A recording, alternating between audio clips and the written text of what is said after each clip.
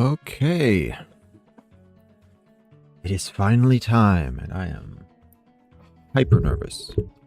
Let me get my mic in place. Actually, let me switch over to... Nope, that's not the right one. Where am I? Yes, here I am. And yes, I have a face, believe it or not. Oh, this is not what I'm supposed to be doing. Yeah, whatever. Just a background video. Yes, I should probably switch this over. Okay. Yeah, I'll save this. I'll stay over on Chrome for now. Alrighty. So, I finally have my theory fully assembled, and I am ready to present it.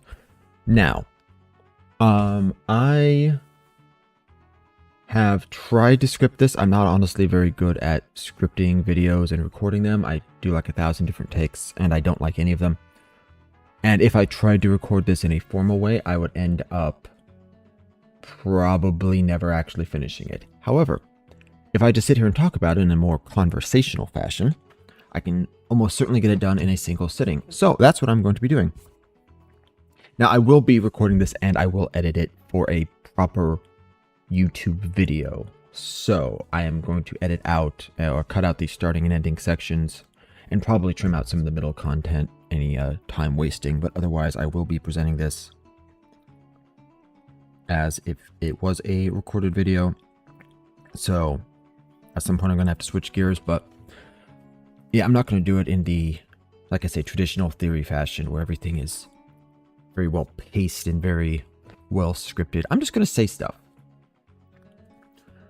So once that's done, I'm pretty much going to end stream immediately. I might stream again later later tonight, this evening, but I will make it a separate stream so that until I get the full version fully trimmed out, edited, and put up, anyone can just come to this video and watch the theory without having to sort through a bunch of other stuff at the same time. So, that being said, let's get into it. Is my lighting good? It's not great, but I'm still figuring this crap out. Okay. I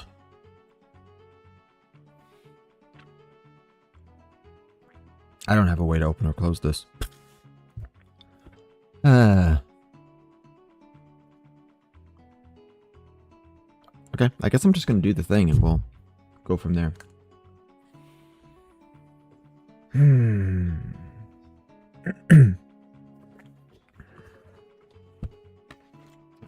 Let me rearrange this so I have space on my desk.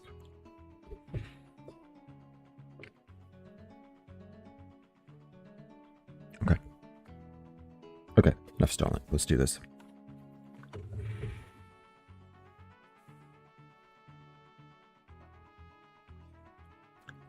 So, the Zelda timeline.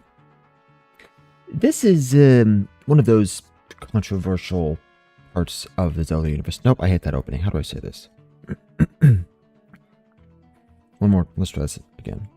I can't keep doing 1,000 different takes, but I want to. How do I open? How do I do this? Blah, blah, blah, blah, blah.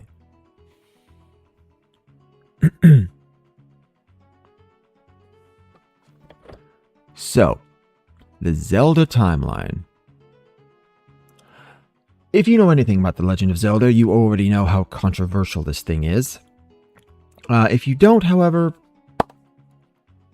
well, let's take a dive into this. Let me explain what this video is actually about. Way back in the day, there was only a handful of Zelda games, and they had no direct narrative connection. Actually, they've numbered these here, as you can see.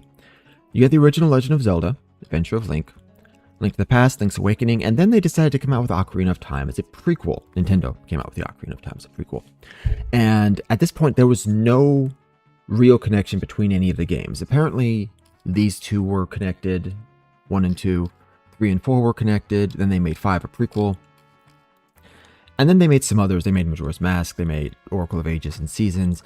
And there wasn't any specific narrative that wove all of the games together in a larger plot. They were just kind of plugging things in here and there. And that was fine up until about Wind Waker to Twilight Princess. Actually, I would say Twilight Princess itself, because Wind Waker was the 8th game, few after Ocarina of Time, and it was a sequel to Ocarina of Time.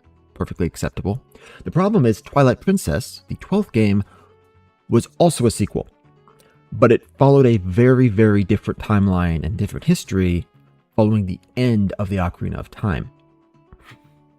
This created a bit of a conflict within the timeline, and players couldn't figure out how this was possible. So they went about trying to assemble for themselves, again, before any official explanation was given, assemble for themselves a timeline of how all the Zelda games link together. And this is how they formulated the theory of the timeline split. Now, the timeline split originally was right... Oh, never mind, I'm using my hands. Was right here. Ignore the section behind my head. The child timeline and the adult timeline. Now, what am I doing? Let's swap these. This is not the video I want. I want... Nope, that is not the right one at all. Hold on. How do I... Can't I switch to the next video in the series? These are all in the same folder. What's going on? Bleh. Okay, hold on. Hold this up. Video replay.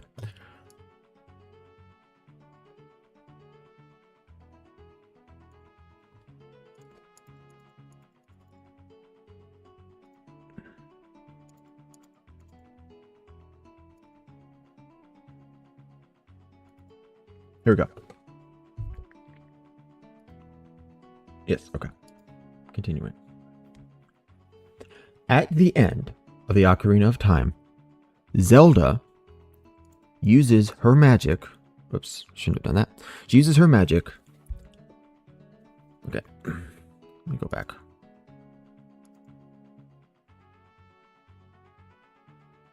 Trying to control the Sacred Realm.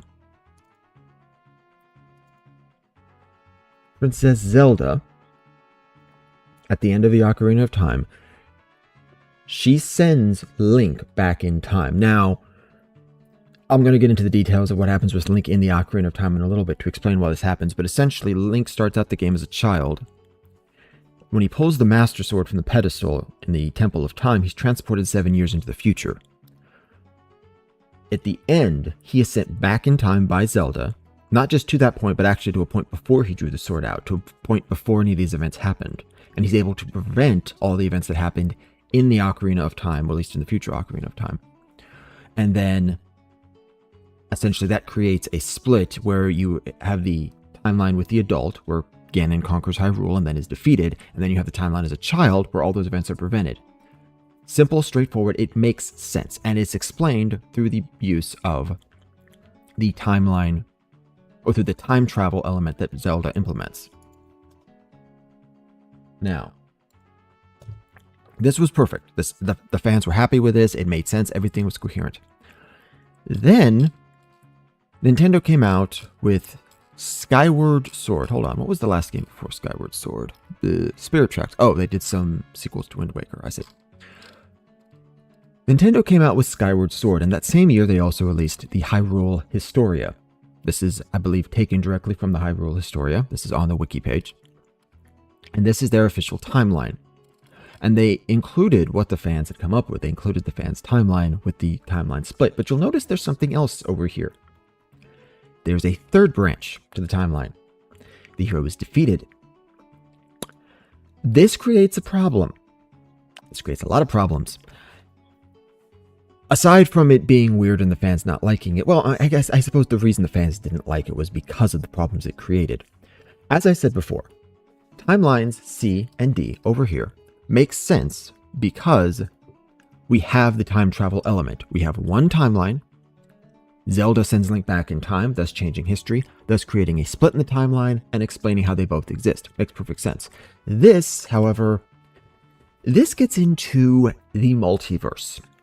Now, the multiverse is something that's utilized in a lot of different forms of fiction, and it essentially works on the principle, well, it can work on different principles, but the broad generic principle, and the one that unfortunately this one implements, is any potential series of events that could happen. Any time a situation could go one of two ways. That splits the timeline off and creates parallel worlds where both things happen. Now, what that means, it means a lot of things. Ultimately, it means, at least to me, this is my own personal protest. It means that the events of the story don't really matter because you don't actually win. You just witness one of the versions in which the heroes win. And there's an infinite number of other worlds in which the heroes lose. Now you could argue, well, there's theoretically an infinite number in which the heroes win as well, and maybe so, but when you consider that there's, 10, 12, something like that, dungeon and Ocarina of Time in which you can be defeated in, and there's only one way to actually win, I don't know, I'm not going to get into arguing about larger versus smaller infinities, but ultimately you end up with a problem where you have more worlds where you lose than win, which is kind of a drag. What's more, it means that in theory, every one of these worlds, every game, not world, sorry. In theory, every one of these games has a timeline split. If Link loses here, it creates a separate timeline. He loses here. Any one of these games could create a separate downfall timeline of their own. Now, arguably in some of them, there's no sequels because that's just the end of it. Ganon wins and the world is doomed. But in many of them, there are potential sequels. I mean, heck, coming down to some of these spin-off games, Phantom Hourglass and Spirit Tracks. Okay, I'll be honest, I have not played these, but these are not core timelines. Well, actually, even if the events of these games are critical to the existence of the founding of the new Hyrule, the events in the old Hyrule don't get changed. That world could still keep doing whatever they're doing. Link could lose in Majora's Mask, and Twilight Princess could theoretically still happen. There's still some places where things could split off, but they attempt to argue that, no, it only splits in this one game. The other thing is, it's not very satisfying, because if there's a split from just you could win or you could lose, then losing becomes part of the canon? I'll be honest, there's hundreds of videos on this topic, and many people out there explain this much, much better than I can. All I need to explain for the purpose of this is, this created problems, and it created them mostly because they're using the infinite timeline concept to justify its existence. If there was a timeline in which the hero was defeated, and then somebody used time travel to go back in time, similar to what Zelda did when she sent Link back in time to and then create the timeline split here, that would justify it. That would fix all the problems, but they don't have that. At least, not using the conventional explanation. However, I believe, and I know countless other people have tried this, but I believe I may have formulated a theory for a fixed version of the timeline that accounts for all of the weird discrepancies and does not require the multiverse.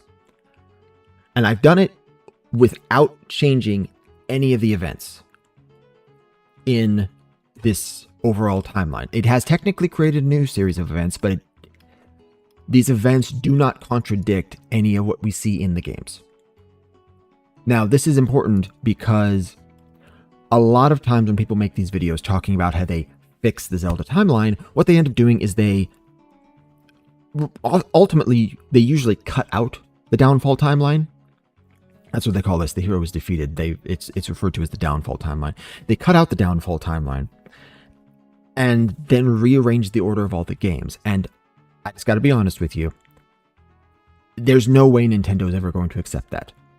Just period. It's not going to happen. Now, I'm not saying that Nintendo will ever adopt my theory. They probably won't. But they did adopt the original theory made by the fans about the first timeline split. They just added a lot more to it. Any theory that you formulate, why is my mouse not working? Any theory that you formulate that eliminates the downfall timeline will always be contradicting Zelda canon. It just will. The three-way split is here to stay. Like it or not, it's here to stay. So rather than try to figure out ways to rearrange the timeline to remove it and essentially always be creating fanfiction, a proper solution would be to figure out a way to implement it in a way that makes sense, because it wasn't properly explained the first time. Now, besides that, I also just enjoyed tinkering with stories, tweaking things, playing around, figuring out where. The best way to describe it is I enjoy playing story Legos. You take a piece out here, you put it over here, you rearrange the pieces a little bit. It's all the same pieces, it's all the same story, but you just rearrange things a little bit to make pieces work better. So, that's what I did here, and I'm going to walk you through, step by step, how I did this. Starting from the top. So, first order of business. And there's going to be a lot of problems that are created, but the way I'm approaching this is I'm going to address one question at a time. I'm not going to try to find some grand connecting thing. I'm going to find a solution to one problem, which will create other problems down the road, and then I'm going to fix them one after another. Now, I worked through this on several streams when I was playing through the Ocarina of Time and A Link to the Past. The reason for that is because the Link to the Past is the first game in the Downfall timeline. I collected all the narrative elements I could, analyzed my theory, and this is what I've come up with. So, first order of business. Where do we explain the timeline split? Or how do we explain the timeline split? It's not just another series of events that could have potentially happened. We need to know exactly when it happened. And from my experience, the best way to do this is actually to look for another problem. And you might say, why would you look for another problem? Well, one of the problems with coming up with an explanation is that it will always inevitably feel just a little bit fanfiction-y. It's especially when you're dealing with an old game like this, hold on. How old even is this game? This was like 2000, over a 25-year-old game. It's anything you add, anything that you change is going to feel like it doesn't quite fit. Unless, it's near the end. Unless you find something that can solve multiple problems at the same time. If you can solve multiple problems, it feels more organic. It feels like it fits. All the pieces fit together where they should. Here we go. And the problem that I had, and I've had this problem for at least 20 years. The problem is right here.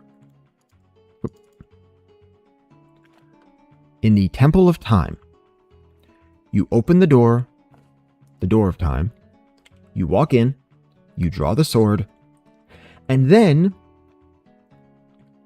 you are transported 7 years into the future by the Master Sword. Now, this opens up an interesting game mechanic where as an adult you can put the sword back into the pedestal, return to being a child, and you can gather resources, investigate locations, and fight across the timeline in order to ultimately save all of Hyrule from Ganon. That's great. Mechanically, it's brilliant. Narratively, however, it creates a problem. Because the explanation here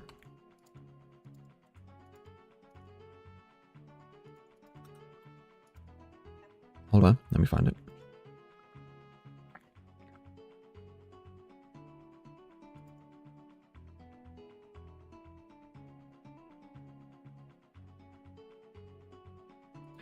The explanation that is given is that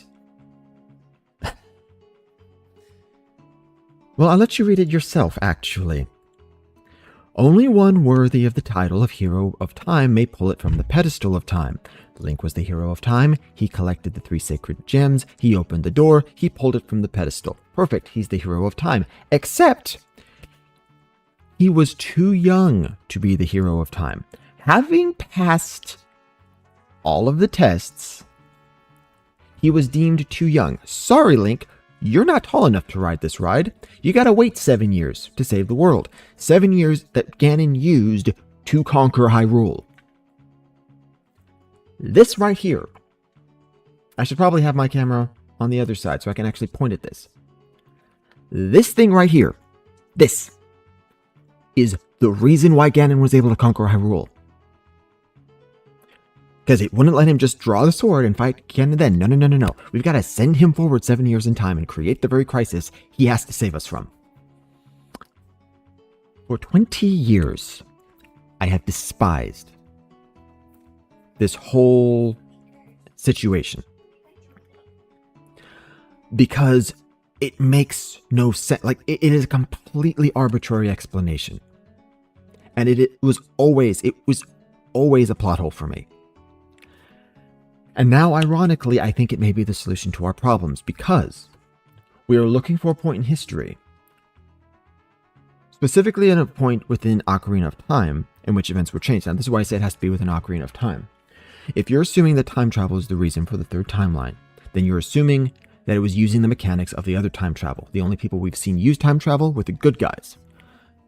The bad guys are not going to change history to create the downfall timeline. The good guys are going to change history to stop it, meaning the downfall timeline had to be the original of the 3 timelines. Then time travel happened, they changed history, and eventually they created the timeline in which Link won. So, that means that the events that lead to the downfall timeline have to happen before the end point where Zelda sends Link back in time.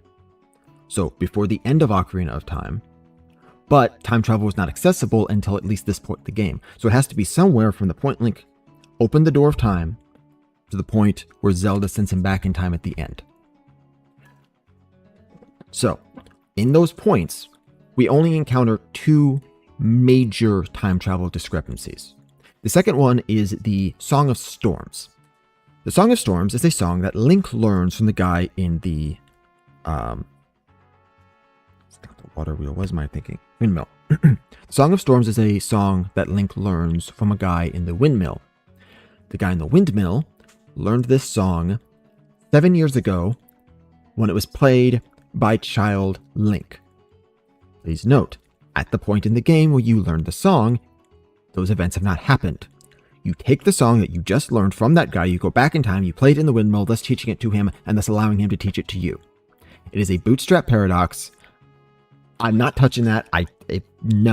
And first of all, I have no explanation for how that could possibly lead to a downfall timeline. But secondly, no, I'm just not touching it. Bootstrap paradoxes, no. Grandfather paradoxes, no. I'm not dealing with weird quantum physics nonsense. This, however, I can explain. And it actually works very well. The explanation is very simple and straightforward. If we assume in the downfall timeline that Link was not sent into the future, that he drew the sword as a child, kept the sword and went to fight Ganon, but then was defeated, then somebody who goes back in time, looking at the scenario, would have said, okay, how do we ensure that we win? Given the way that things are, Link cannot defeat Ganon. He is not strong enough. Physically, he would almost be wielding the Master Sword like it's a claymore, like you might see from Dark Souls games. Like he is a child this big, wielding a sword that's this big. That's basically as tall as he is.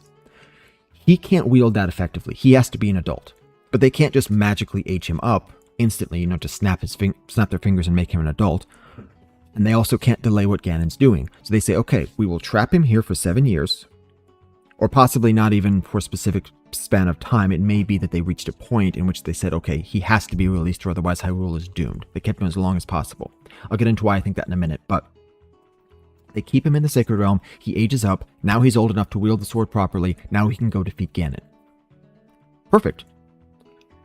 And that's all, technically, that's all we need for this explanation. As a kid, he drew the Master Sword.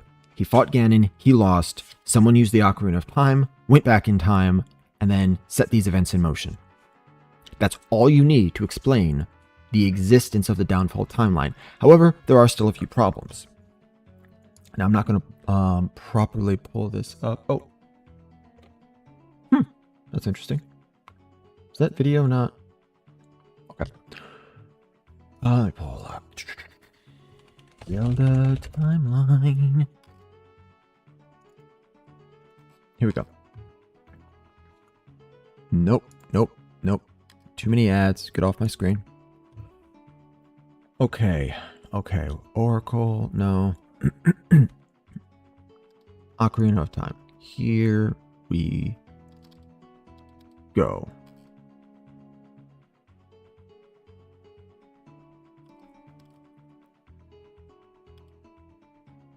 Okay.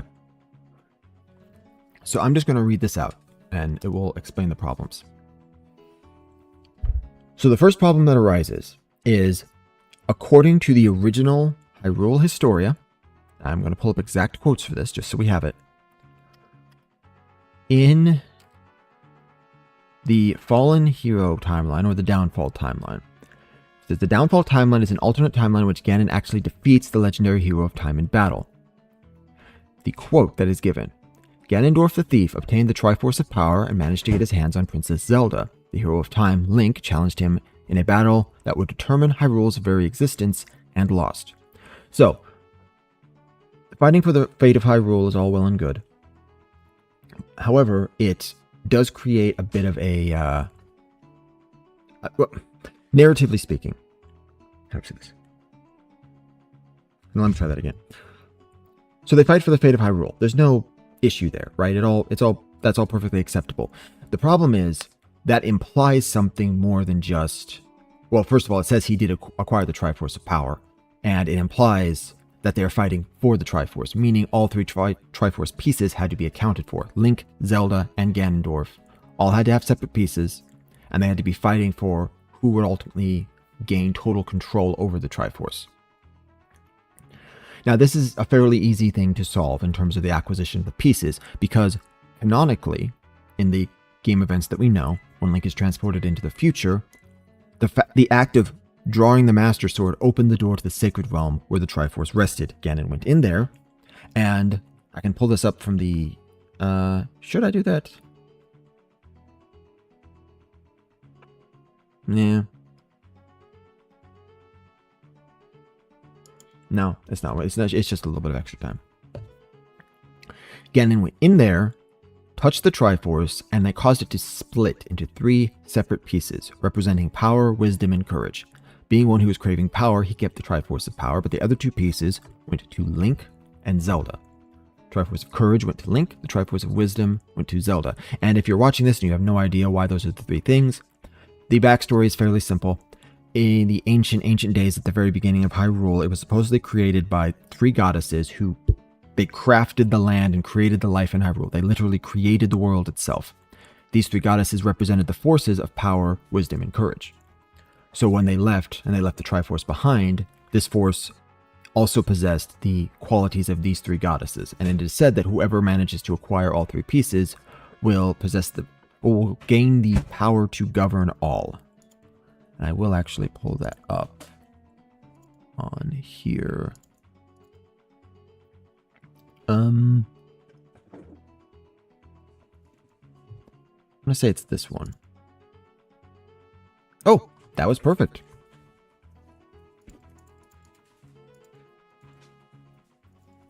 Here we go.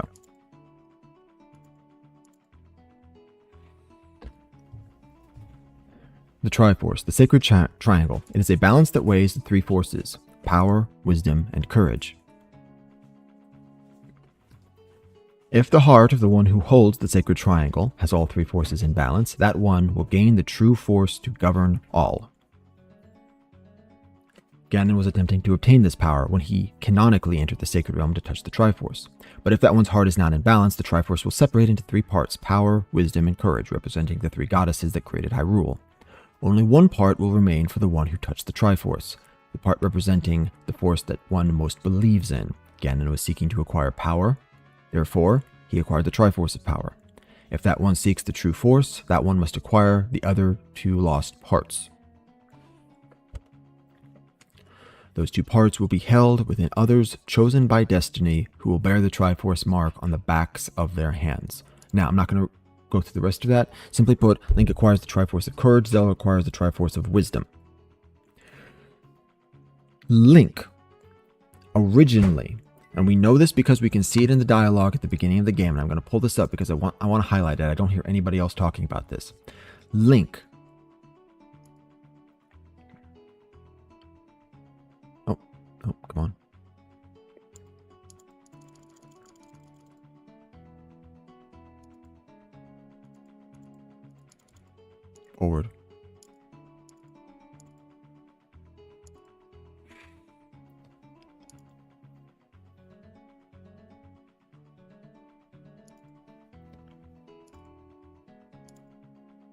Okay, no.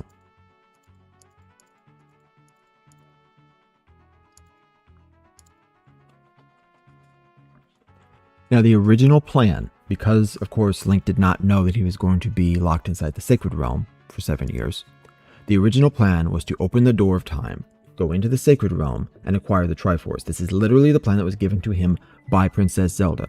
She says, "Here, I will protect the Ocarina of Time with all of my power. He shall not have it. You go find the other 2 spiritual stones. Those are the keys to the Door of Time. Let's get the Triforce before Ganondorf does, and then defeat him." So the plan was, Link, if everything had gone as planned, Link acquires the 3 stones. Zelda has the Ocarina of Time. They use those 4 items together to open the Door of Time. They go into the Sacred Realm, which at the time they did not realize was also sealed by the Master Sword, but Link walks in, he draws the Master Sword, goes into the Sacred Realm. They acquire the Triforce, and then they use its power to defeat Ganon. That is what would have happened if everything had gone as they planned and expected. They didn't know about the 7-year time skip, which we are assuming does not happen. They also did not know about the Triforce splitting. So, Link goes in, draws the sword, opens the door to the Sacred Realm, touches the Triforce splits, because this might be the most controversial thing I'm saying, but Link does not have a balanced heart. I'm sorry, he does not. Especially this Link, he is a child. He demonstrates on multiple occasions, specifically after this, he demonstrates that he is not the wisest of people. Not to say he's being particularly dumb. I mean, the player might be dumb, but he is not necessarily stupid, but he is a child. He is ignorant about some things.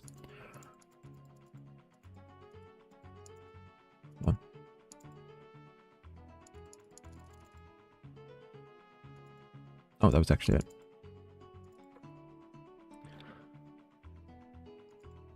After you clear the second dungeon in the game, you acquire the Stone of Fire. The Goron leader, Darunio, says that from this point on, you are now his sworn brother. Link has no idea what that means.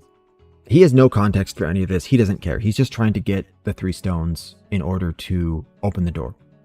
That's it.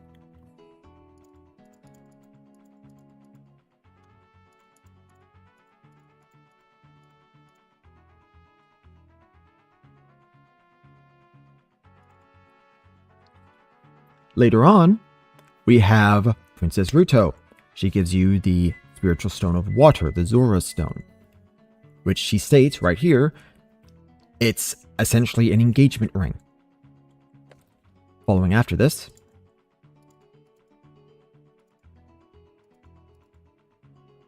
hold on.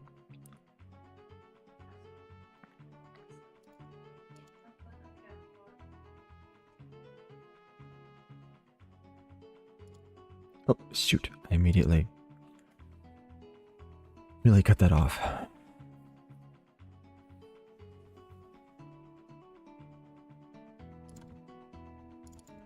Nope. Oh, shoot. Why is this so tricky?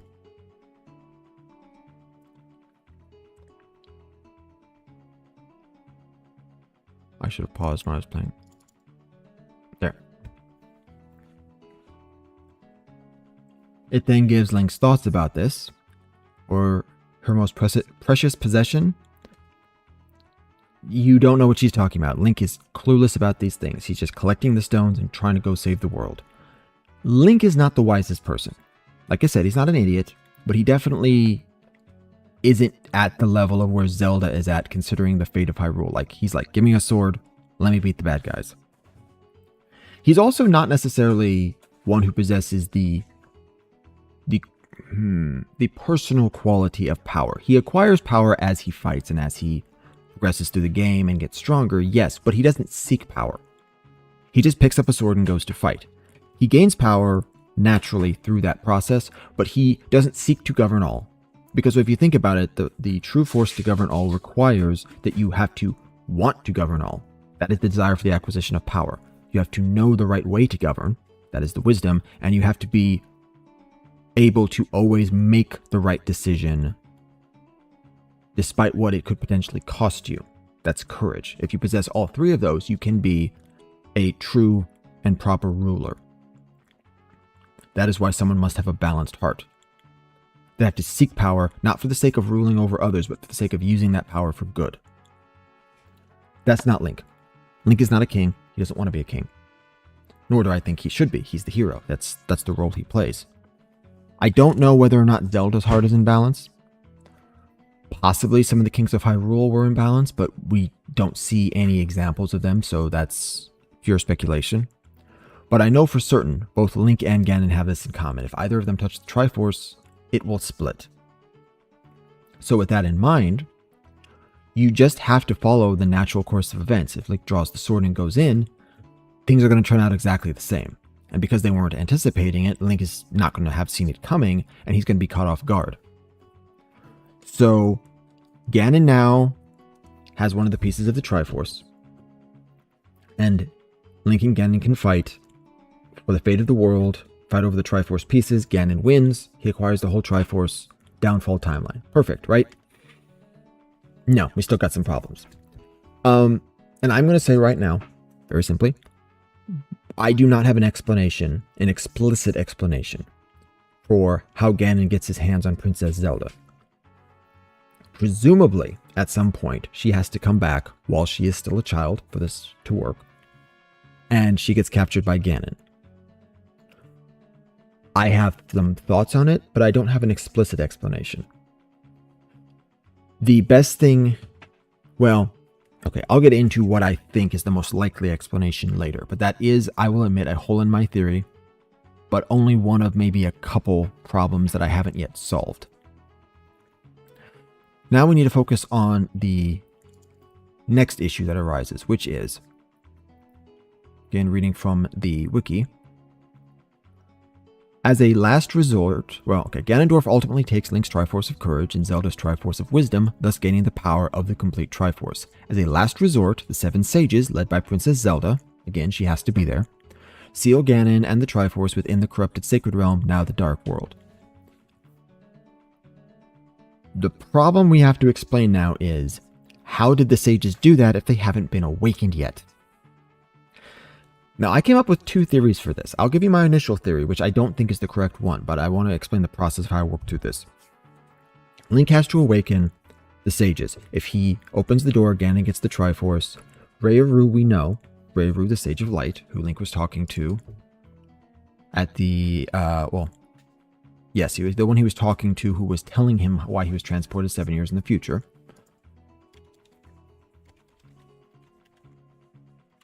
Hold on.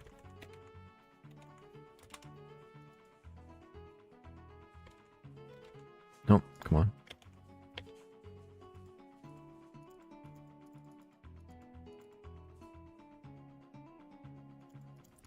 A little further back.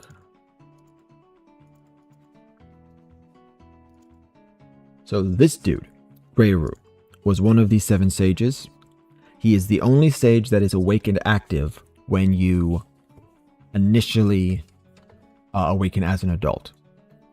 Now, as he explains, he is an ancient sage from centuries ago. He is still alive, presumably from the magic of the sages. I don't know how long it extends their lifespans for, or maybe he's alive because he's in the Sacred Realm. Whatever the case, he's still alive and he's from the olden days, so he never needed to be awakened. He already was.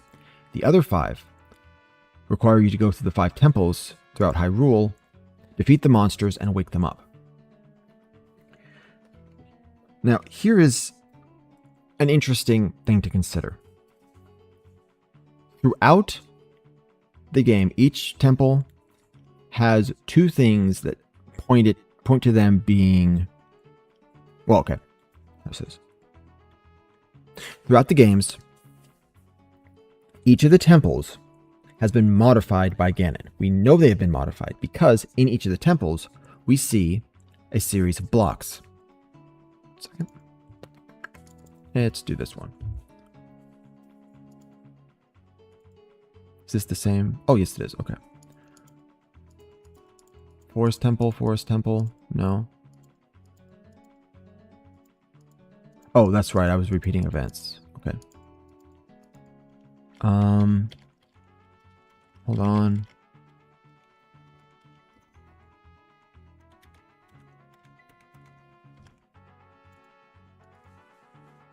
It is actually right around here that it happens, I think. Is it before or right after this? Here we go.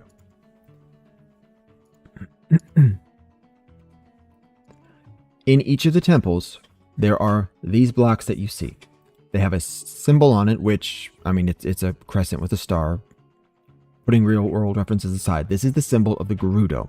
The symbol is placed on anything that belongs to the Gerudo and therefore belongs to Ganondorf. These are in every single temple in the game. I believe every dungeon. One or two of the child dungeons may not have them, but all of the temples do. Now, each of the temples has a unique architecture. Each of the temples has a unique style that's connected to its region, to the race that's connected to it. They're all very different. There's no reason these would all have the same symbols in them unless those were added by Ganon when he took over the temples. So, Ganon's been in, he's modified the temples, he's changed them. Additionally, the monsters in those temples, all of them. Let me switch back to here. Nope, that's not what I want. There. All of the monsters within those temples. No, I think I'll do the video replay version instead. It actually works better that way. Not the monsters specifically. Each of the bosses within each of the temples arrived at that temple later. They were not always there. They were not there at the time when Link first pulls the Master Sword, and we can prove that. First of all, Fire Temple.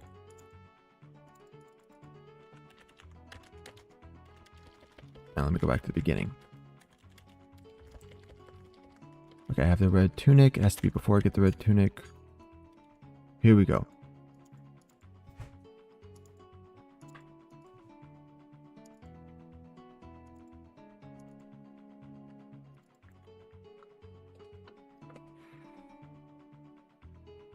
Yeah, alright.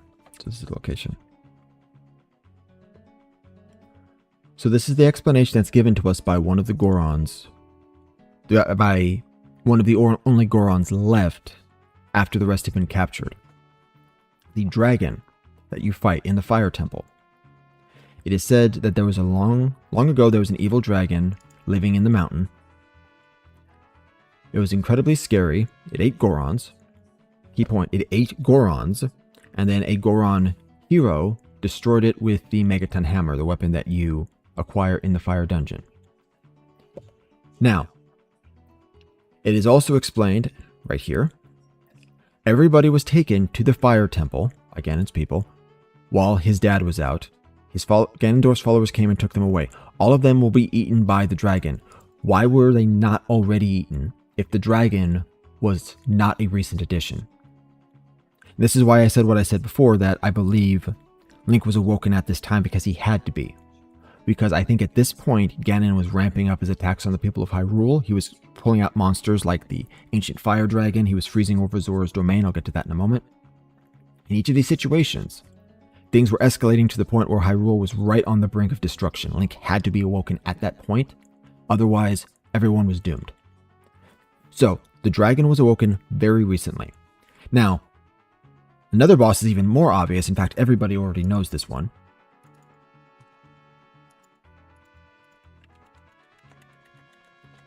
Nope. Come on. Nope. Further. Nope. Further. Where is it? Here we go.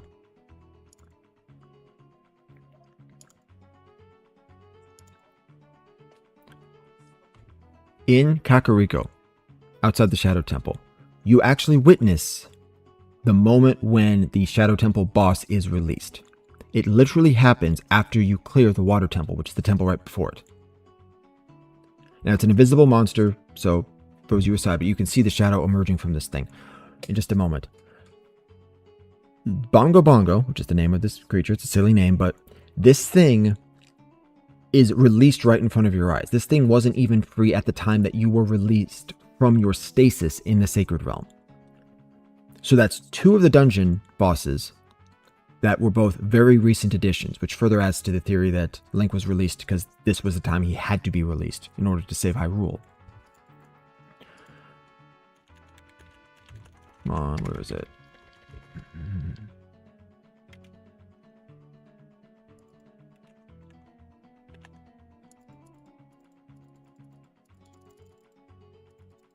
Right,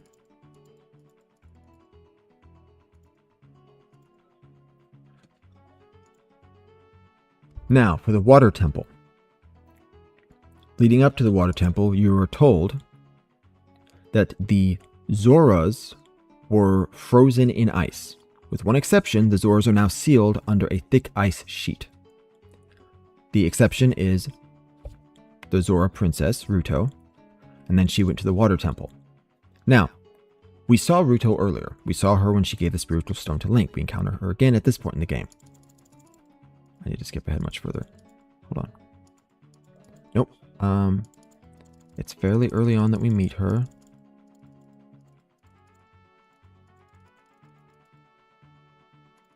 Hold on.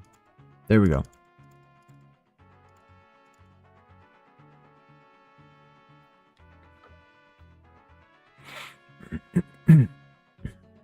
Actually, I should have shown the other thing first. No, I'll go the other one first. Hold on. Oh, perfect. Nope, a little bit further back. So, King Zora, as an example, he is not sealed under the sheet of ice, but he is sealed in ice. You release him by using the blue flame that you get from the dungeon, and thus allowing you to talk to him. He gives you an item that's useful, and you progress forward in the story.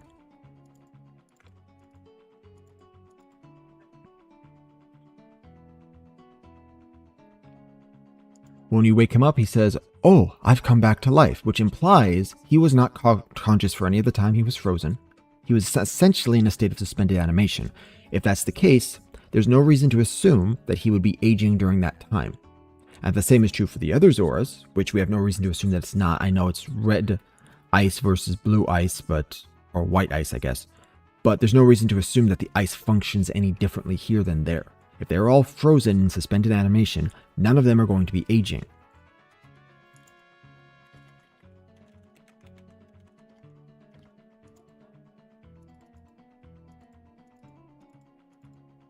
Now, as I said, we saw Princess Ruto in the past when she gave us the spiritual stone of water. This is Princess Ruto in the present / the future. She's clearly aged up a bit. Now, if she was locked in suspended animation for 7 years, she would not have aged up. There's no reason why she should have been able to do that. So, considering that at least 2 of the dungeon monsters, and I'm going to make an argument for the last one just a moment, that they were recent additions, dungeon bosses, that is to say. They were recent additions to these dungeons. It's also likely that Ganon created a Morbus, the monster in the water temple, which then created the sheet of ice that sealed the Zoras and trapped everyone. And thus, she would have been frozen maybe a few months at most, possibly less, but doubtful it was more than a year at most. Probably less. I would say 3 months is probably the highest point, because again, if you're looking at all of the different things that are going on in Hyrule, the dragon was just recently released. We know the dragon was released when Link awoke from his suspended animation, because the mark of the dragon's presence in the temple is the fiery ring that's over the volcano, which disappears after it dies, and that fiery ring is there when Link first leaves the temple. So, okay, the dragon is there.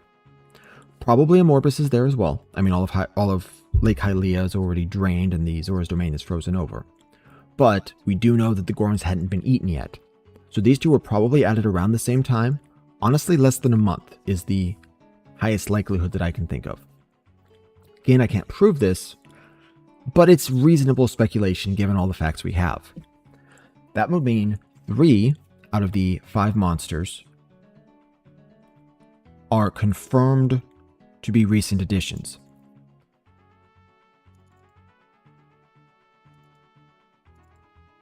Nope.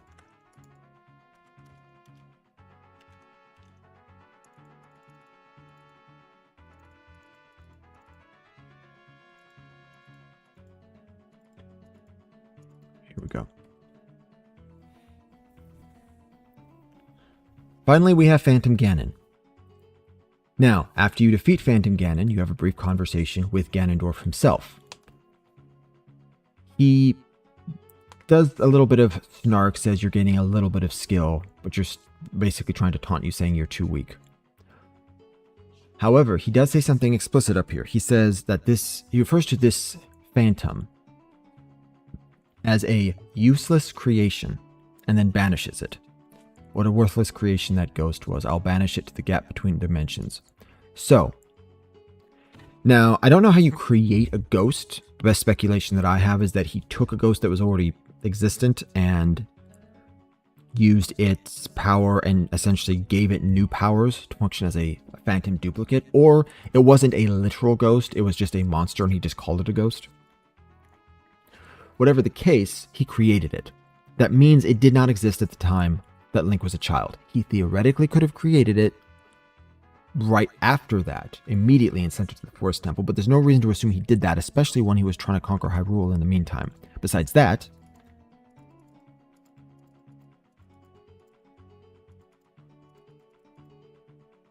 nope, this is the wrong place. I need to go actually to the temple itself.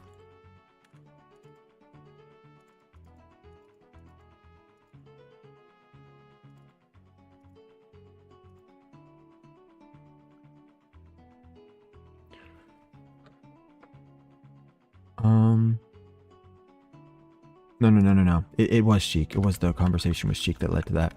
Gotta pull this up.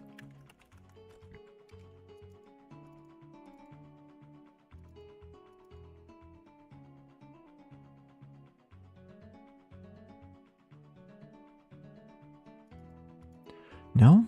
Hold on. Was it the other one? I thought someone said, I need to find this.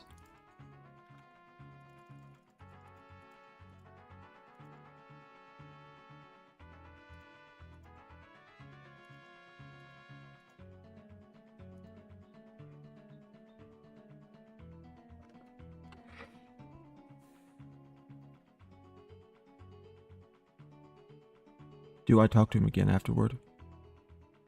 No, shoot. Okay, I'll go to the other scene then.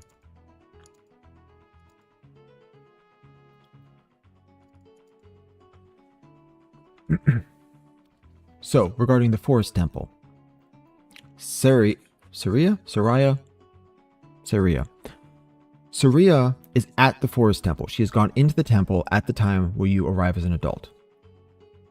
Now, I don't actually have footage of it, but I know somewhere someone explains that she went to the Forest Temple. That she had, I believe,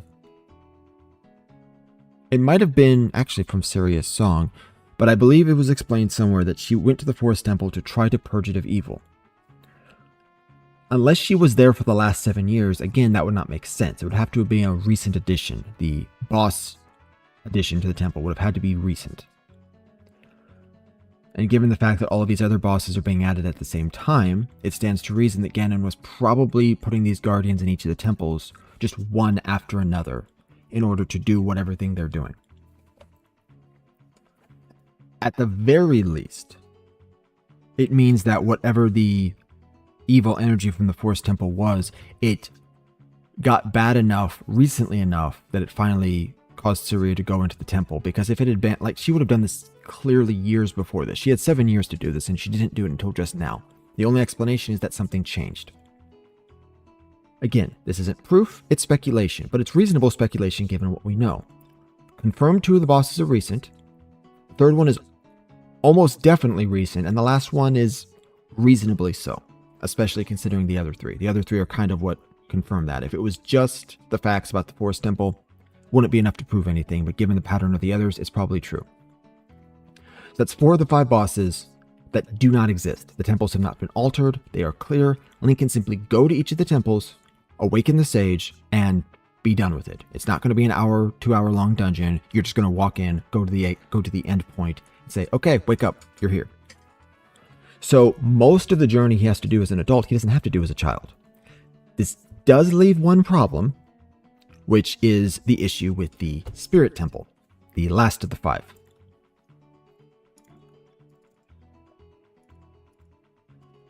This is Shadow, hold on.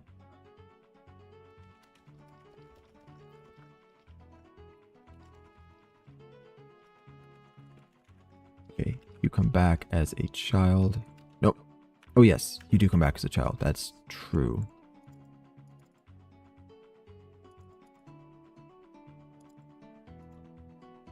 Here we go.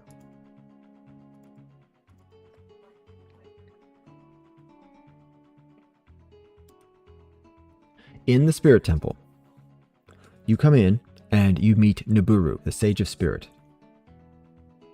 And I just realized I cannot edit this up. I have background music that's been playing the whole time. And if I split it up, I'll be jumping from one part of the song to another. Well, I'm an idiot. Okay.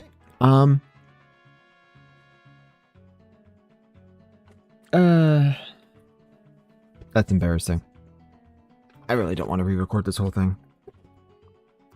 Well, okay, I guess we're just going to keep going. I'll just release the whole thing as is. Oh, I've already been going for an hour. This is way too long. Blah. Well, might as well just keep going. So, as a child, we enter the Spirit Temple and we meet the Sage of the Spirit Temple. We don't yet know that's who she is, and she doesn't know, but we meet her. Her name is Nibiru, and she explains that she's trying to infiltrate the temple in order to mess up Ganondorf's plans. Ganondorf and his followers have already taken the Spirit Temple, and they're using it as a base of operations. So, with that being the case, Link would have to clear this dungeon in order to be able to finish up and acquire and get all of the sages awakened. Now, in theory, it might be a little bit easier because he might have assistance. Where are we at?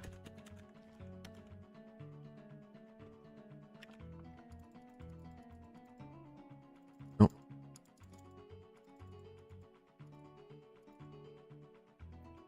After clearing the child part of the temple, the one that you have to clear in the past, you then see Nibiru get captured and basically brainwashed to be one of Ganon's followers. You free her by defeating the two witches. Now, this is in the child timeline. However, or not in the timeline. This does take place in the child time. However, it's taken place after you've done a number of other events, such as going through the ice caves, going through the other temples. It's not entirely clear exactly how time varies, or how the flow of time is affected between the two adult and child times. It's possible that when you pull out the Master Sword and put it back in, essentially your time is frozen. So essentially, think of it like this. There's basically two ways that this could transpire. Either you pull the sword out of the pedestal, you're sent forward in time, and then when you're sent back in time, you are sent back to the exact time that you pulled it out of the pedestal. That's possible, but unlikely. And the reason it's unlikely is because if that were the case, by putting it back into the pedestal, you'd have come back to a time before Ganon got the Triforce.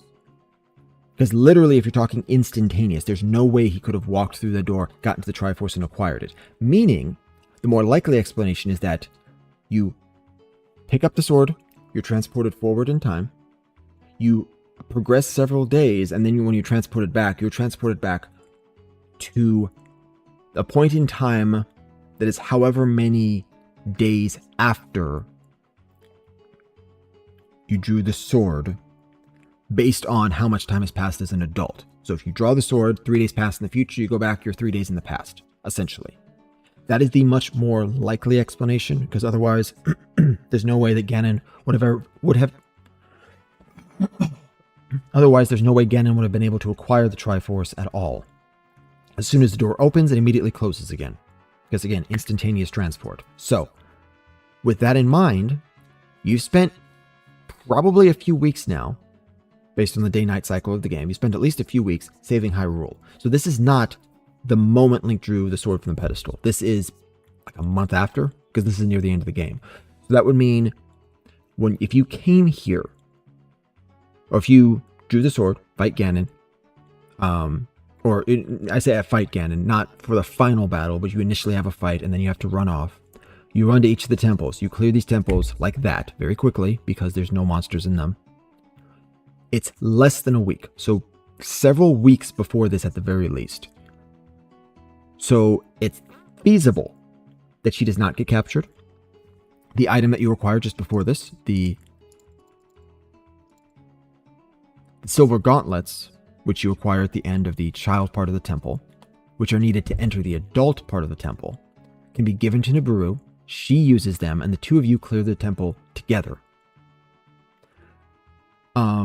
Whether she is the one using the mirror shield or whether you are doesn't necessarily make a difference. It would probably be her because it's as big as the Hylian shield, and for gameplay reasons, Link can't wield the Hylian shield very well as a child.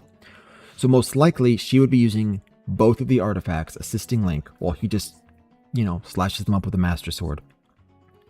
And they could clear the dungeon together, at which point she would awaken as a sage. So, that is very speculative, I admit, but that could explain how the 6 sages are awakened. At that point, Zelda can return, or possibly around the time of the Shadow Temple, because the one who's protecting her, Impa, is now operating as the sage of the Shadow Temple, so she can no longer protect Zelda. Which means Zelda would probably have to go to the Knights of Hyrule in order to seek protection, and at this point they know Ganondorf is a threat, so they would be fully mobilized and ready to go.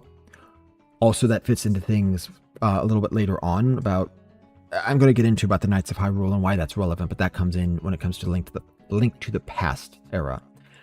And I just realized I made a mistake on this, and I need to take care of something real quick. I need to download my Link to the Past playthrough. Oh, this might screw up my latency. Oh boy. We will see.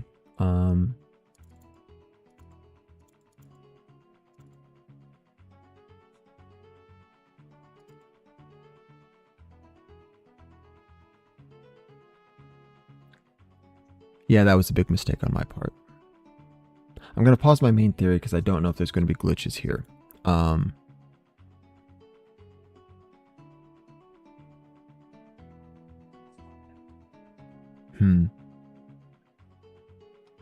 Maybe I should have just recorded this as a separate thing. Maybe I still will. I don't know. It would probably be... I think it would be easier to do when I'm no longer under the time crunch pressure and I can just plug all this stuff together, make it work. But I am taking quite a bit of time. It's been over an hour now. I need to finish this up.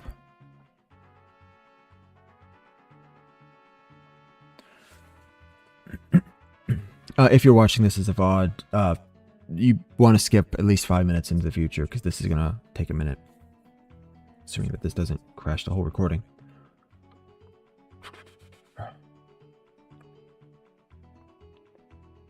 What is my FPS? 60 FPS? It looks fine.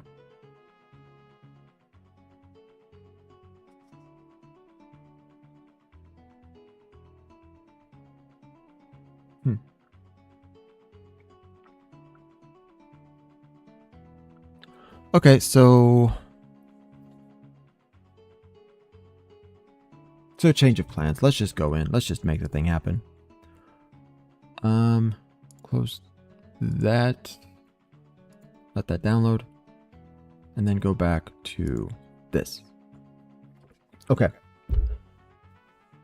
So that accounts for the sages. That accounts for Zelda's return. Once they're together, they can use their powers to seal Ganon away. And that whole explanation, it's a rough explanation. I'll admit that. It's feasible, but it's got some holes in it. Particularly the Spirit Temple is a rough one. There's also questions of how Link could get through some of these temples. Even if they've been modified, you probably would still need at least some of the gear, like the hook shot, possibly the bow. You can't use those as a child. Now, in theory, you can say, well, in Majora's Mask, Link was able to use some of these items. I suppose you don't need the bow, technically, because you have the slingshot as a kid. But you could say, well, if Majora's Mask Link could use the hook shot, why couldn't Ocarina of Time Link, other than, just mechanical differences? They had the hook shot for the adult and the boomerang for the kid, to grab distant items and whatnot. You can speculate, but that does contradict some of the main mechanics of the game. It's viable, but it's not great. It also leaves the problem of things like Ruto still being a child. And as I said, the issue of fighting the two witches is it's shaky, admittedly, and it also does create some other problems down the road. However, I don't think that this is actually the explanation. I know I've gone through this whole thing, and you probably feel like I wasted a lot of your time, but that's the surface level explanation. And if I was just going with the Ocarina of Time, that would be my explanation. That's what happened, that one of them went back in time, Rayuru being the one, because in Link to the Past, I knew at least this much, it was the descendants of the sages who sealed the Sacred Realm, who you have to rescue in A Link to the Past. Now, when Link is sent into the past by Zelda, he is removed from the timeline. He's simply gone. He doesn't come back. So, if they did that to the other sages, how could their descendants end up becoming the seven maidens who you have to rescue in Link to the Past? Unless the individual in question was somebody who already had descendants. So removing them from the timeline wouldn't have changed anything. Rayuru, the one that we saw inside the Temple of Light within the Sacred Realm, he was an ancient sage. If he's had any descent, or if he was going to have any descendants, he's already had them a long, long time ago.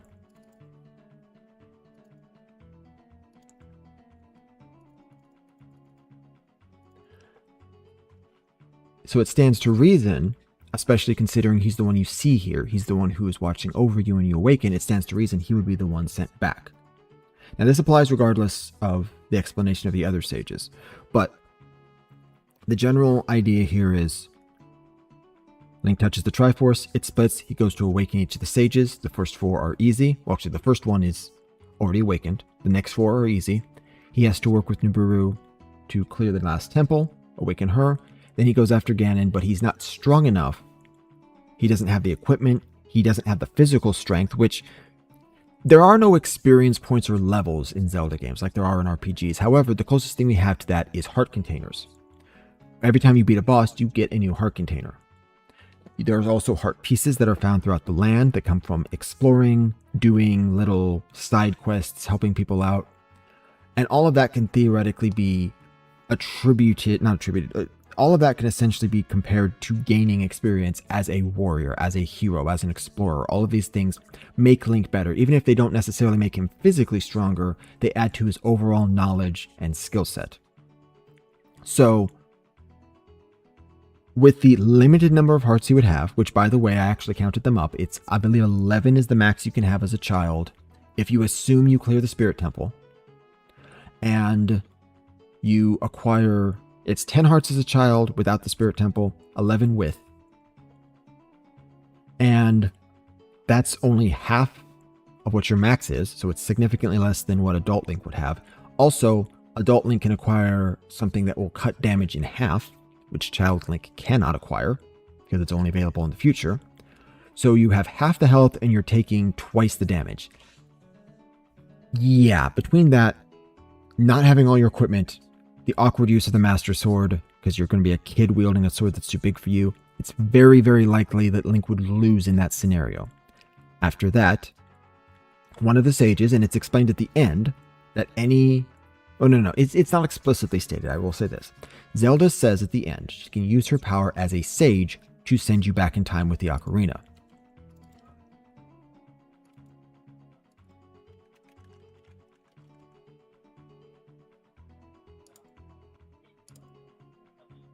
Here we go. She explicitly says, as a sage, I can return you to your original time with it. That implies that the other sages could do it as well.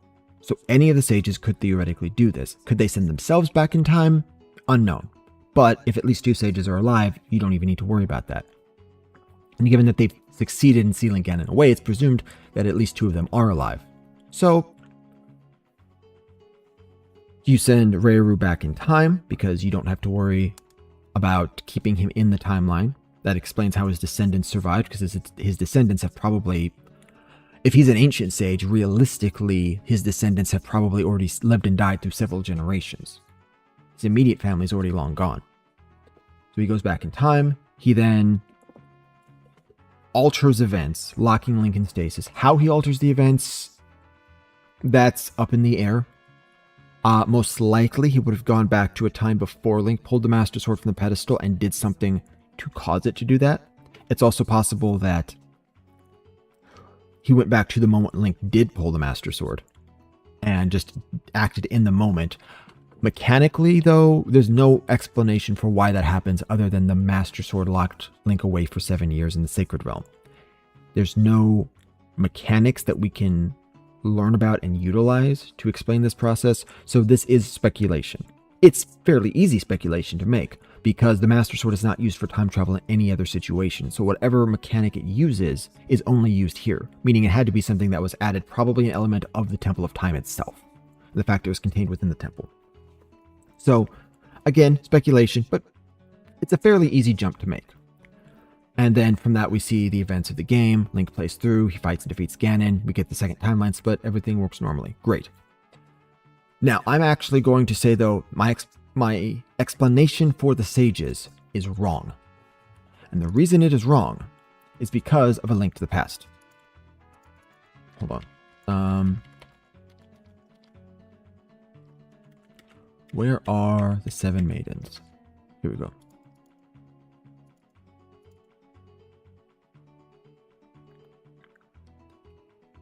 So, there is not a ton of lore in A Link to the Past, but a majority of the lore, particularly the lore about the events prior to the game, which would be relating to the Ocarina of Time, that is mostly given by the 7 maidens when you rescue them. There's another line here somewhere, I'm not going to hunt for it, but someone says that it was about 3 to 4 generations ago that the Sealing War took place. That would say, I'm just going to say about 100 years. I don't know how long these generations are specifically, but let's just say about 100 years total. And so a century later, all of this takes place. Video games tend to use that kind of logic. It's been 100 years, it's time for the evil to break out. Oh, that is way too far of a jump. Holy crap. Wait. Oh, that's right. This is actually the second one. Nope, that's not the fourth one.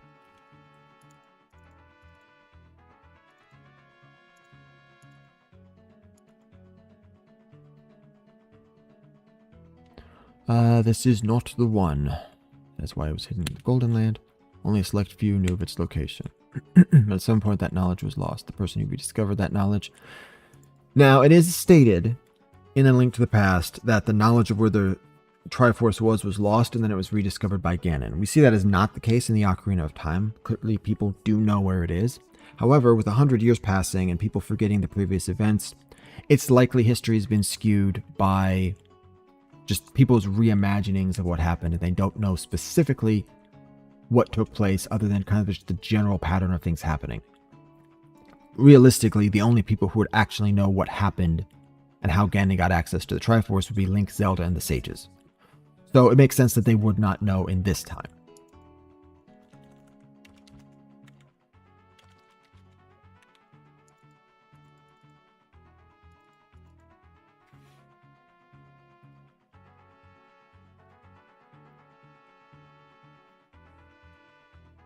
Here, nothing is.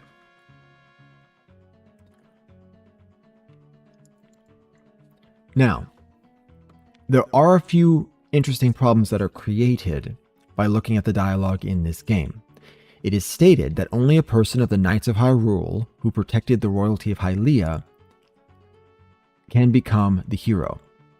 Link is of that bloodline. Now, obviously, you could say, well, he's not of the same bloodline as Link from Ocarina of Time is, because Link couldn't have had a child. But that's true regardless of whether he fought Link as a child or as an adult, so that doesn't really change anything in terms of the viability of it. Presumably that Link was part of a knight's bloodline, one of the knights, and this Link is descended from a different knight, and they're all just from that same general core of warriors.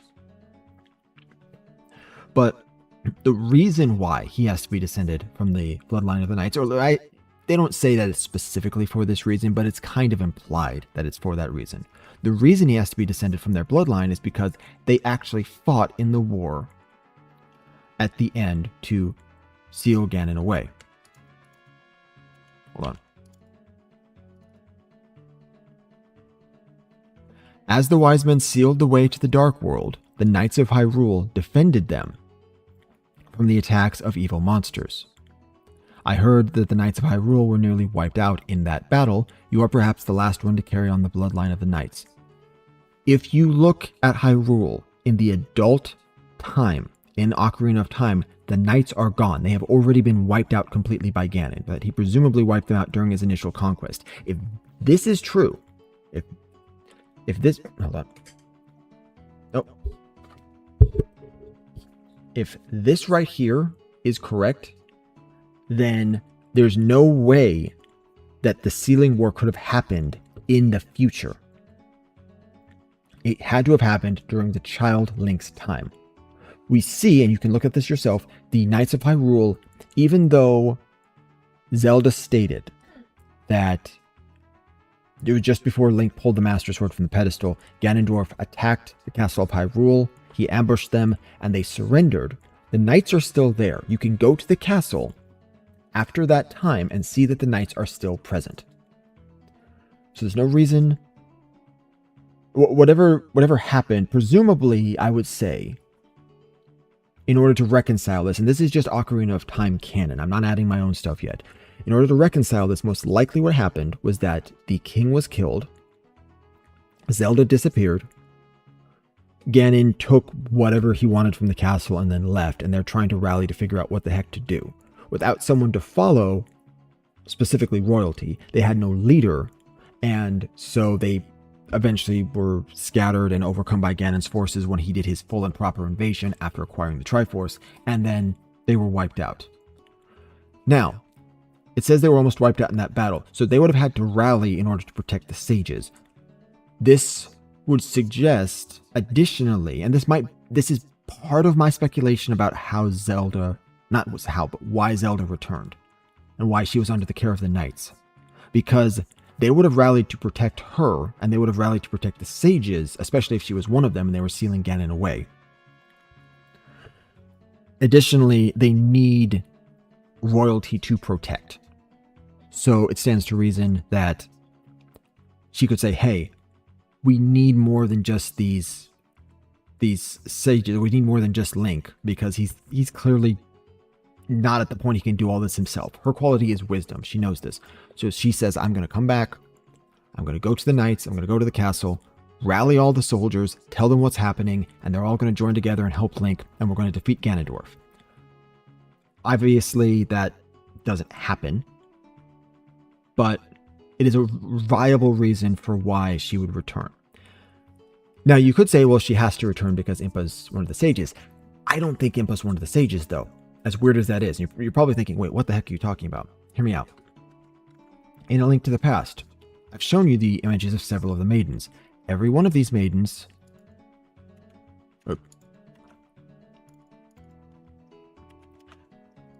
What is going on here?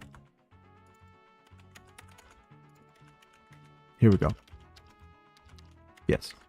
Every single maiden in A Link to the Past is a standard, I would say Hylian. They refer to Hylians as being different than normal people, so I'll just say human. Standard humanoid. This is actually the explanation. They say Hylia people controlled mysterious powers, as did the Seven Wise Men, implying that the standard residents of this land are not Hylians. They're Hyruleans, because they're from the land of Hyrule, but the Hylia people were specific individuals. My best theory as to who they are is that they are the various descendants of the original Zelda, who I believe, I've not played Skyward Sword, but I believe canonically she was the mortal incarnation of the goddess Hylia, and thus it would explain why they have the magic and also why they have the name, the Hylians. It would also explain why the royal family possess such powers. However,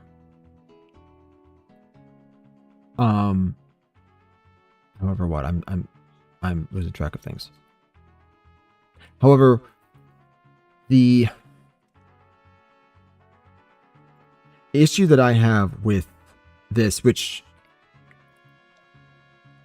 These maidens are not specifically Hylians, based on what this game is saying. I don't know if Ocarina of Time treats it differently, but based on what this game is saying, they're not Hylians. They have powers because they're descendants of the wise men.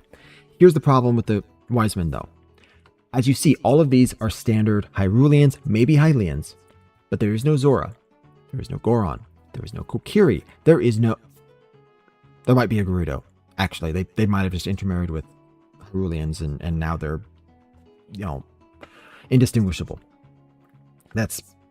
We can't prove that one way or the other, but the only people that they could be descendants from are standard Hyruleans / Hylians, the Sheikah, which may or may not be a separate race. I don't know. They're at the very least a separate culture, but may not be a separate race. So they may just be Hyruleans as well, and possibly the Gerudo.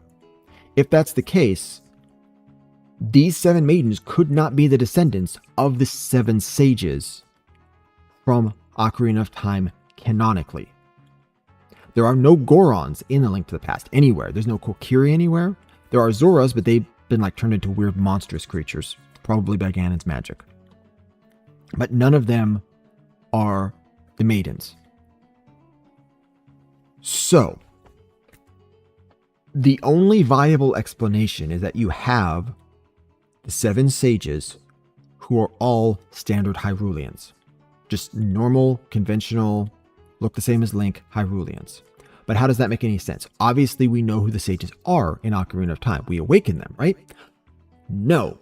We know who the new sages are. We don't know who the old sages are. Rayaru is still alive.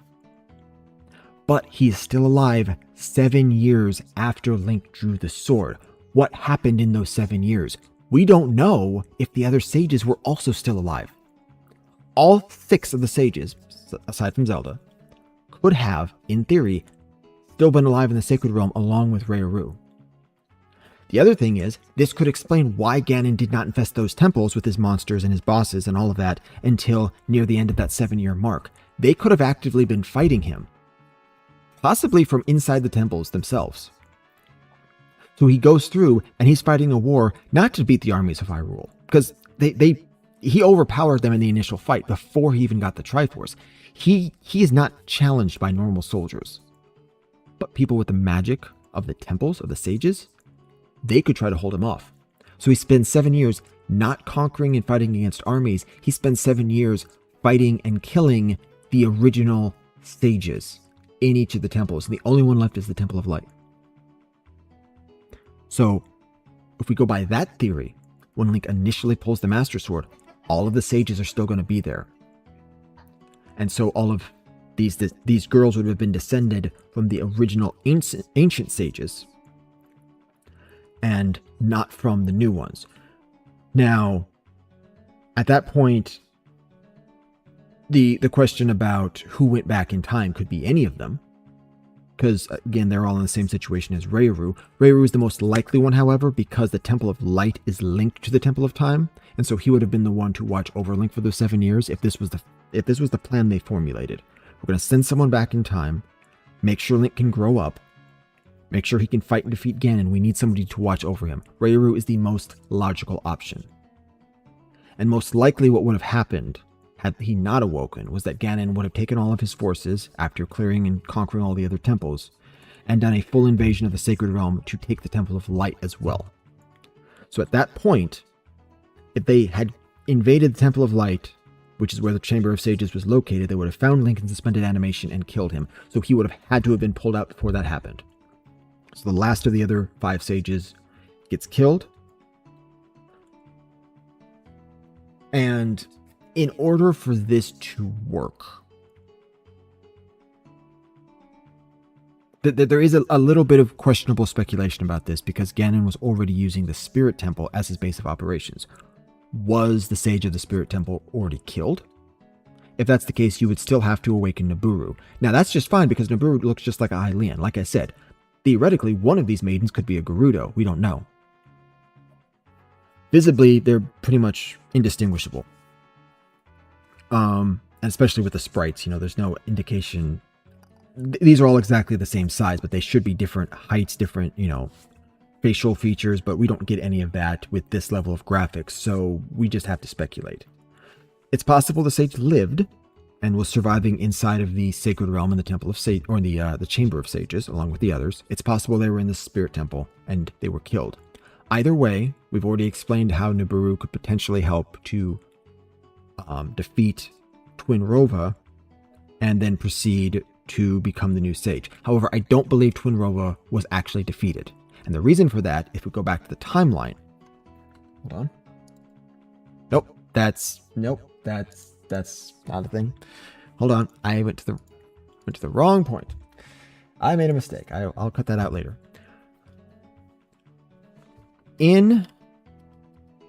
Hold on. Yes. In the Downfall timeline, we see the hero is defeated, Link to the Past takes place. 7 maidens, the descendants of the sages.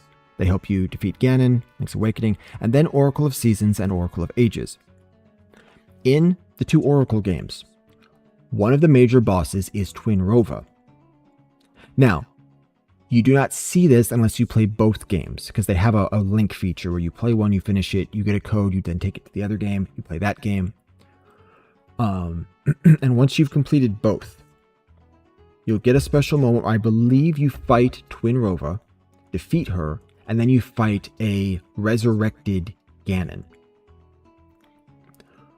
So, with that being the case, that means they would have had to survive the events of Ocarina of Time. But that does also reinforce the theory that all of this took place before Link became an adult. Because if you assume that Link defeated all of the bosses inside all of the temples, and he awakened all the sages normally, they should have been gone permanently. They should not be able to come back.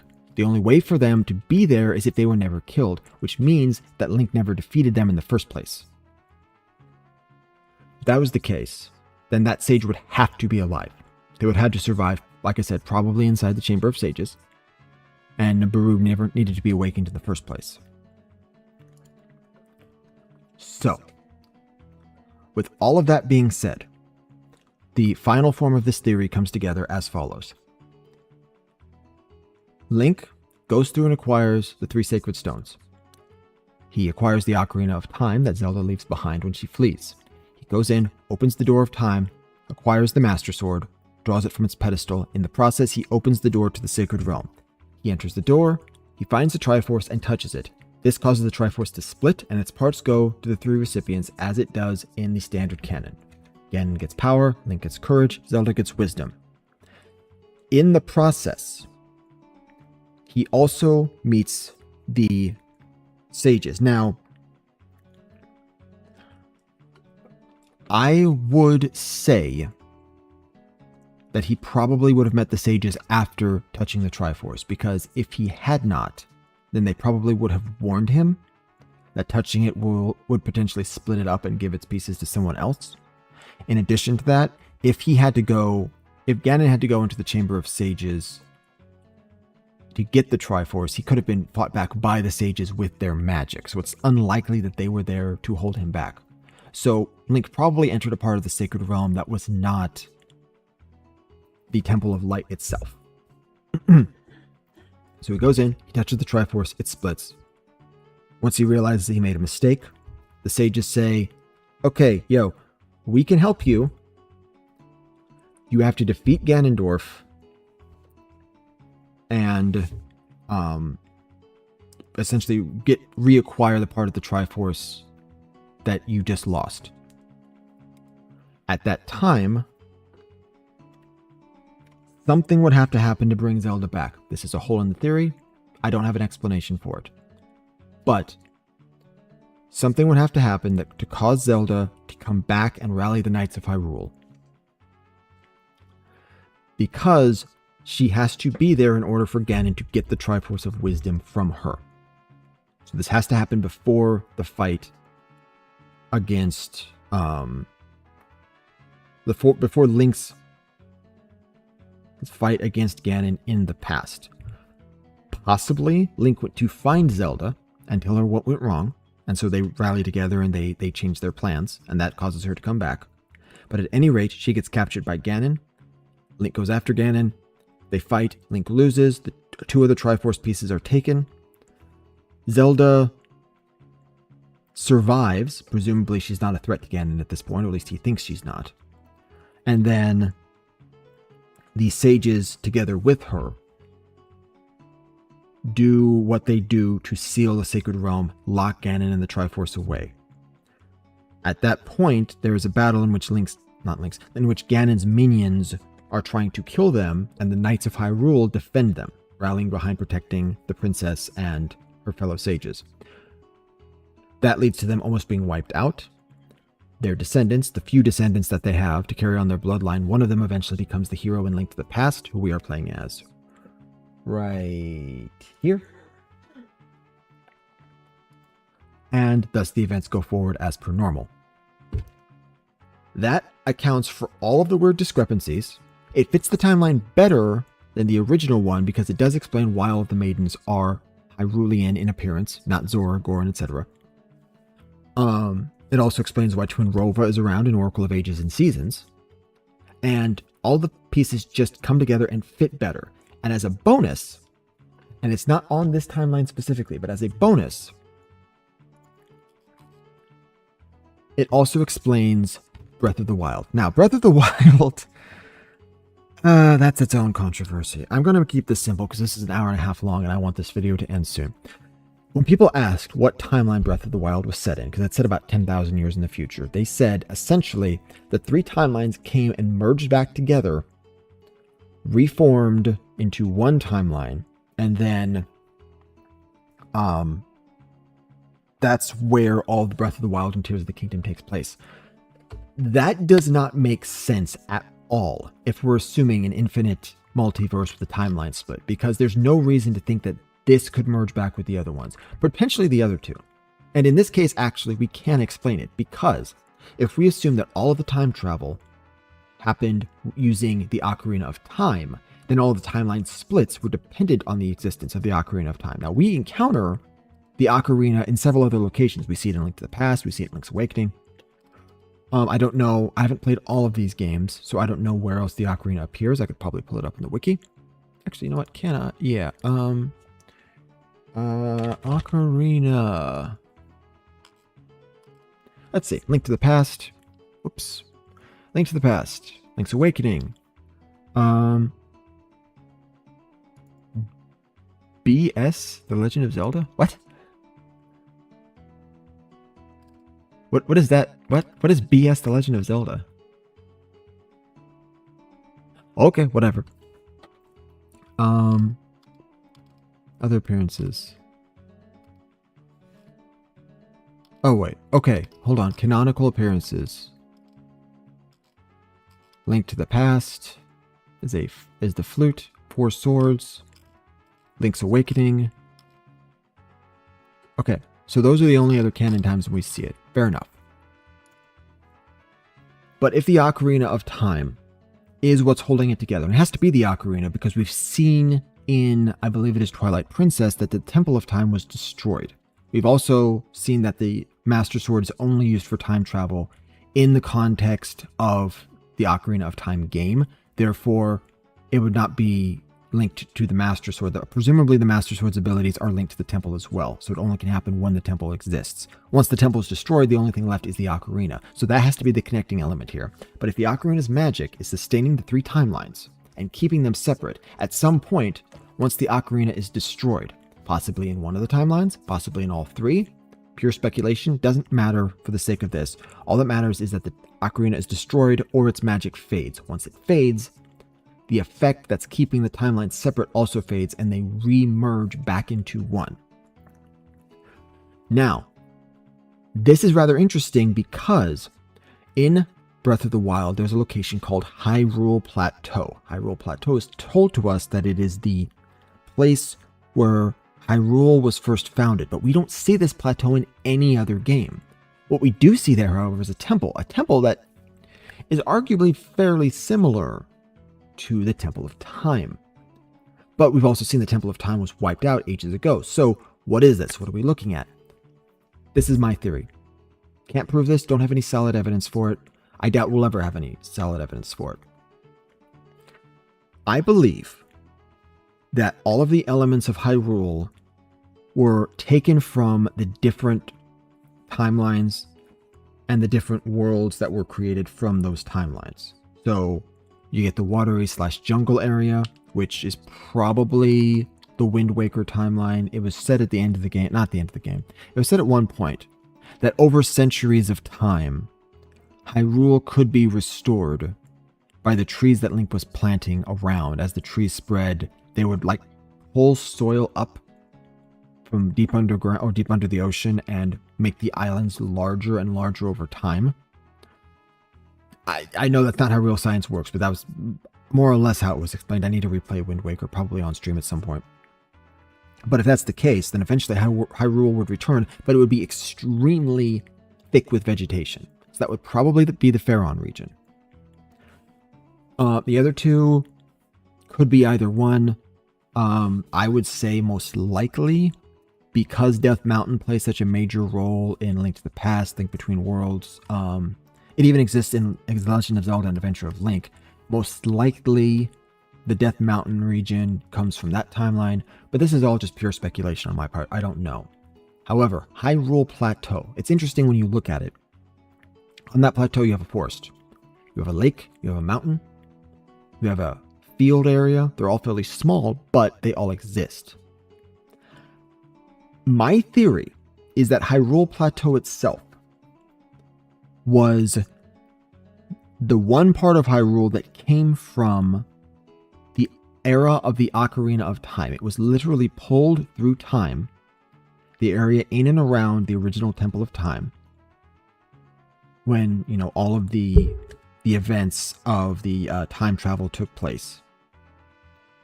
And that represents a significantly older area. So when Hyrule was founded, is not referring to tens of thousands of years ago, back in Skyward Sword. It's referring to when the three timelines merged and the new Hyrule was founded. Not the ancient one. The plateau is the area that was preserved from the Ocarina of Time, and everything else was formed around that. Again, that's my theory. Can't be proven. But this does consolidate all of the different elements of the story together by making it that the Ocarina was the key to keeping the timeline separate. It explains how the merger is able to happen. So, ultimately, aside from a few little holes that I've explained, I believe that this theory does fully and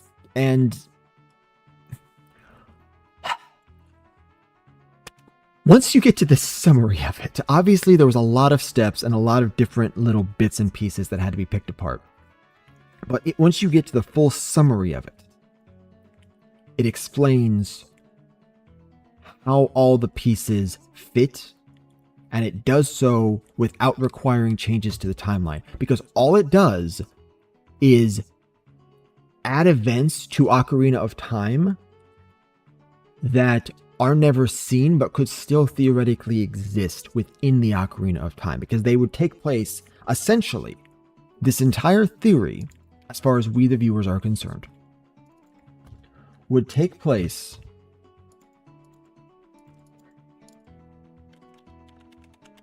one moment.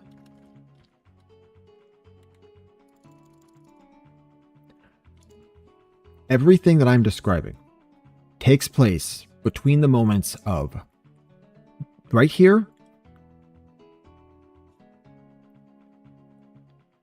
and right here. The moment he draws the sword, that is when the timeline split takes place. So we would never see it anyway.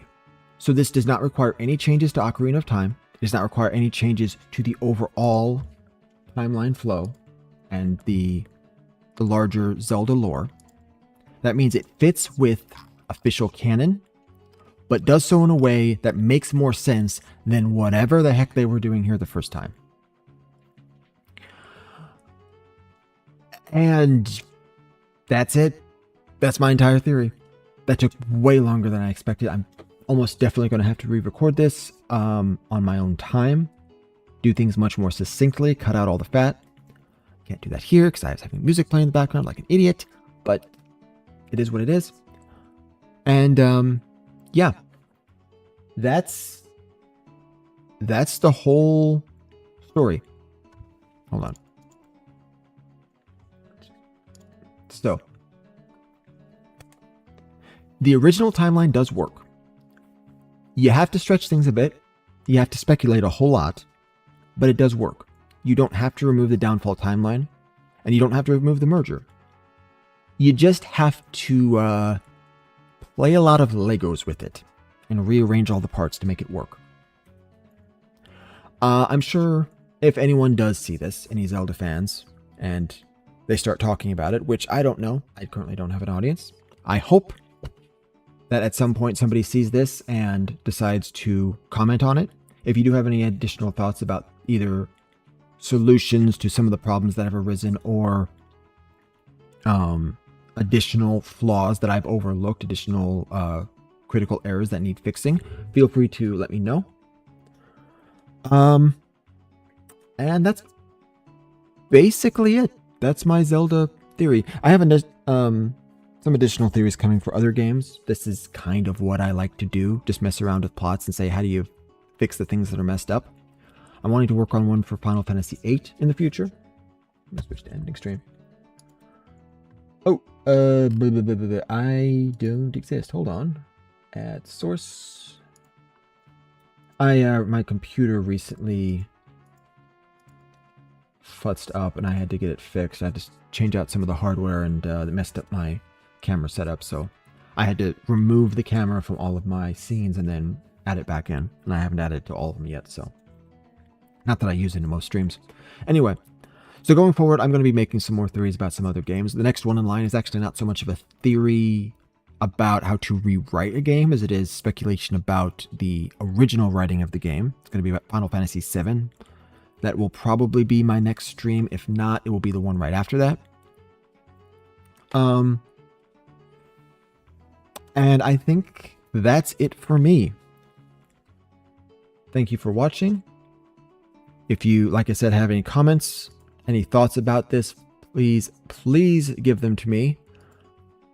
I spent a long time on this theory, and I know there's probably still some things that need to be ironed out, but without anybody else who knows about the timeline, without anybody else who can really analyze the stories with me, I can't really find anything else. I've dug up all the secrets that I know to find at this point from Ocarina of Time and Link to the Past. So yeah, feel free to let me know any thoughts you have. Other than that, I will see you in the next one. Good night.